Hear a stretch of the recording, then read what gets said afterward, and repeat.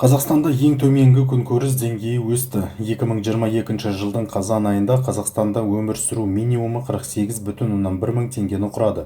Бұл бір жыл бұрынғы көрсеткіштен 17,1%-ға артық.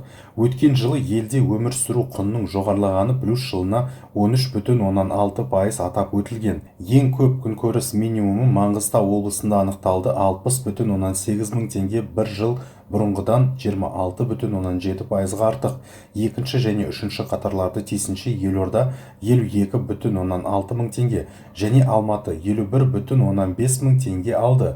Алғашқы бестікке Шығыс Қазақстан 50,1 мың теңге және Ақмола 48,1 мың теңге облыстарда кірді. Ең төменгі күнкөріс деңгейінің көрсеткіштері Қызылорда, Түркістан және Батыс Қазақстан облыстарында. Бір қызығы, жас ерекшелігі бойынша ең үлкен күнкөріс минимумы жас өспірімдер 14-17 жас, ең азы 1-3 жас аралығындағы балалар арасында тіркелді.